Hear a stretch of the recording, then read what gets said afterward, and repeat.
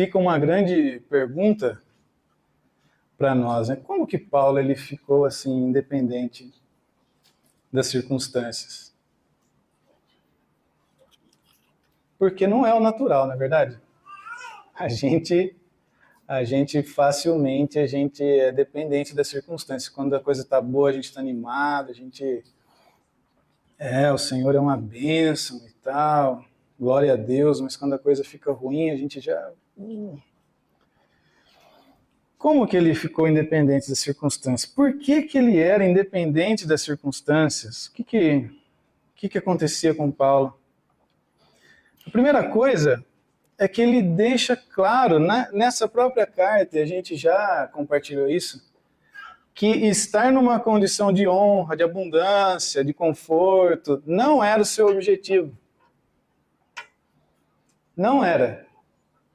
Não era isso que ele estava buscando para a vida dele. Não era isso que ele estava perseguindo. Ele não estava querendo melhorar de vida. Não era com isso que ele estava preocupado. Se ele estava lá humilhado, ele, não, o que eu preciso é ser honrado. Está na necessidade, rapaz, eu preciso dar um jeito de melhorar essa situação. Não era isso. Ele não vivia em função disso e nem gastava suas forças para isso. Isso o tornava independente das circunstâncias. Porque não era isso que ele estava buscando. E ele, mais adiante, quando ele vai escrever sua carta a Timóteo, ele vai alertar da ruína inevitável daqueles que têm o coração voltado para essas coisas. Voltado para melhorar de vida. Aquele que está buscando, o meu objetivo da minha vida é melhorar de vida. Eu quero ser promovido, eu quero um emprego novo, eu quero uma casa nova, eu quero sair dessa minha situação ruim. Eu não estou dizendo, como Paulo disse para os escravos, né? Se surgir a oportunidade de você ser livre, seja livre. Né? Se surgiu uma oportunidade, amém. Mas aqui, o que eu estou dizendo é aquele que ele quer sair, a vida dele é melhorar de vida. O meu objetivo é melhorar de vida. Paulo diz que aqueles que pensam assim, a ruína é inevitável. E muitas vezes o evangelho é colocado como um meio que eu vou conseguir melhorar de vida. Né? Ó, se você virar crente, se você aceitar Jesus, sua vida vai melhorar. Você vai começar a dar tudo certo, você vai começar a ter um bom emprego, você que estava ganhando mal, você vai ser promovido, né? Ele diz lá, eu queria que você abrisse em 1 Timóteo, capítulo 6, versículo 5. Ele está falando de algumas pessoas aqui, Paulo, né, alertando Timóteo. Ele diz assim, os quais pensam que a piedade é fonte de lucro. Piedade aqui você pode resumir com seguir ao Senhor, servir ao Senhor. Vamos resumir assim.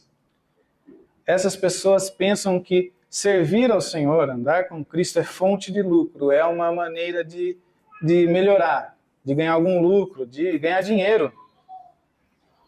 Mas ele diz, de fato, a piedade com contentamento é grande fonte de lucro. É interessante aqui, servir ao Senhor, mas com contentamento, ou seja, daquela forma que ele vivia, independente das circunstâncias, era fonte de lucro, mas não um lucro daqui, que a gente vai ver na próxima vez, era um lucro celestial, era o aumento da conta celestial. Por que que ele diz? Porque nada trouxemos para esse mundo e nada podemos levar. Não dá para levar nenhuma riqueza daqui, irmão, não vai dar. Eu estava conversando com o meu pai ontem. Você, para levar alguma coisa daqui, você vai ter que fazer uma transferência. Você vai ter que converter a sua riqueza daqui para uma riqueza celestial. Senão você não vai levar. Porque Paulo falou aqui, ó, nada trouxemos para esse mundo e nada podemos levar. Por isso, tendo o que comer e o que vestir-nos, estejamos com isso satisfeitos. E aí ele vai falar desses daqui, ó, os que querem ficar ricos.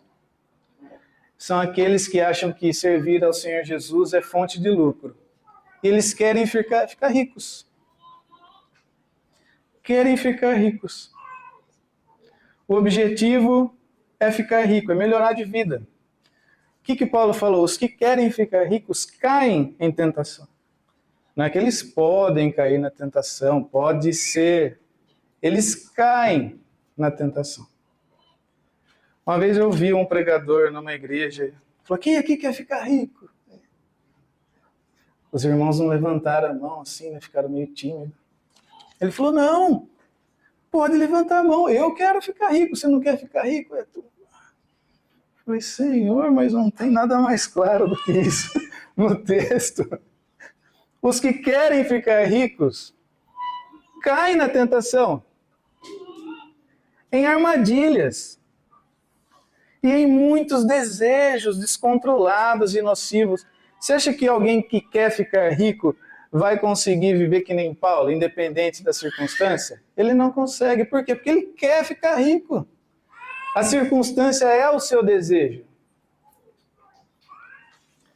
Ele fala aqui, ó, cai nas tentações, em armadilhas e em muitos desejos descontrolados e nocivos que levam os homens a mergulharem na ruína e na destruição. Mergulhar na ruína e da destruição. Pois o amor ao dinheiro é a raiz de todos os males. O amor ao dinheiro é a raiz de todos os males. Algumas pessoas, por cobiçarem o dinheiro, desviaram-se da fé e se atormentaram a si mesmas com muitos sofrimentos. Os irmãos perceberam aqui que Paulo usa várias palavras aqui interessantes. Eles dizem que aqueles que querem viver na fartura, eles não são independentes das circunstâncias. E diz aqui, ó, no versículo 9, eles querem, depois diz que eles têm muitos desejos, depois no 10 diz que eles têm amor ao dinheiro, e depois diz que eles cobiçam. Eles realmente querem. Eles querem, é uma coisa...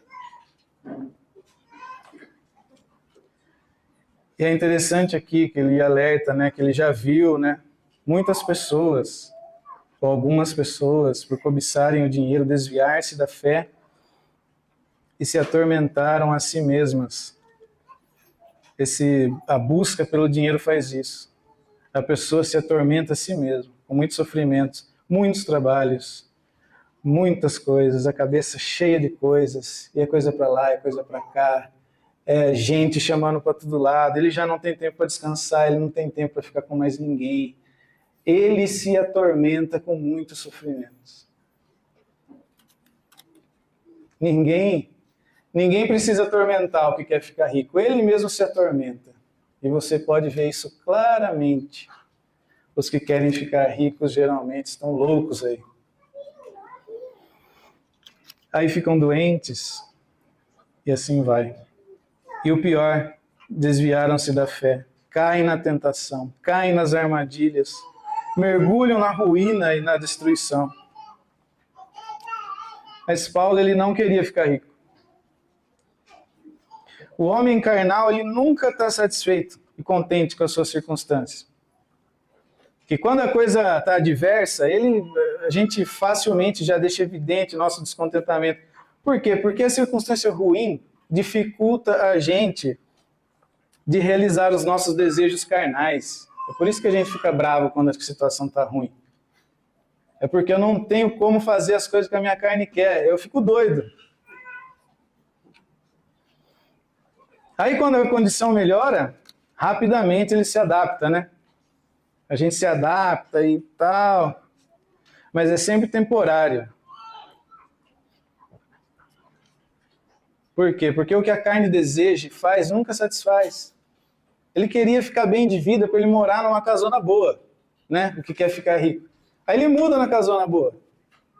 O que acontece logo depois? A casona boa já não está boa mais. Por quê? Porque as coisas que a carne quer nunca vai satisfazer a nossa alma de verdade. e aí o descontentamento surge novamente. Em Eclesiastes, Salomão percebeu isso nas suas análises, em seus pensamentos. Ele falou: quem ama o dinheiro jamais terá o suficiente. Jamais vai ter o suficiente. Quem ama as riquezas jamais ficará satisfeito com seus rendimentos. Ele falou: isso também não faz sentido, isso é vaidade. Mas Jesus, ele disse para aquela mulher assim: quem beber dessa água vai ter sede outra vez. Mas quem beber da água que eu lhe der, nunca mais terá sede. Pelo contrário, a água que eu lhe der se tornará nele uma fonte de água a jorrar para a vida eterna. Então, a primeira coisa, como e por que Paulo se tornou independente das circunstâncias? Porque ele não queria melhorar a sua circunstância. Não era isso que ele estava procurando. Segunda coisa, então o que esse homem estava fazendo, já que ele não queria ficar rico? Porque todo mundo quer ficar rico. O que ele estava fazendo? O que ele queria mesmo, esse Paulo? Abra lá em Filipenses 3:10. Quero conhecer a Cristo, ao poder da sua ressurreição e a participação em seus sofrimentos, tornando-me como ele em sua morte, para de alguma forma alcançar a ressurreição dentre os mortos.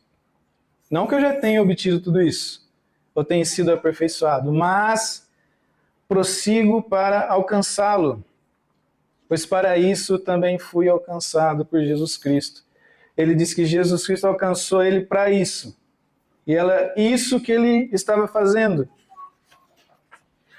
Lembra que ele disse que ele corria para o alvo? Ele tinha um alvo. Você já foi em algum lugar dar algum tiro em alguma coisa? Pode ser com estilingue.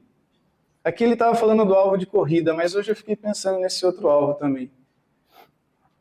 Você já tentou dar uma estilingada em 2 alvos ao mesmo tempo? Você não vai conseguir dar uma estilingada em 2 alvos ao mesmo tempo. É um alvo só. Na corrida, imagine se tivesse 2 linhas de chegada lá. Não tem como, tem uma só. O que Jesus falou? Ó, vocês não podem servir a 2 senhores. Porque se agradar a um, você desagrada o outro. Não tem como servir a Deus e ao dinheiro ao mesmo tempo. Não tem como ter 2 alvos. Às vezes a gente faz assim: ó, eu quero conhecer a Cristo. Eu quero, mas eu também quero dar uma melhorada na minha vida. Eu quero as 2 coisas juntas. Eu quero dar uma estilingada dupla. Paulo, ele tinha só uma coisa. Tem um texto que ele diz que uma coisa eu faço, uma coisa só. É uma coisa que eu faço na minha vida. Eu não faço 2, faço uma. Eu quero conhecer a Cristo.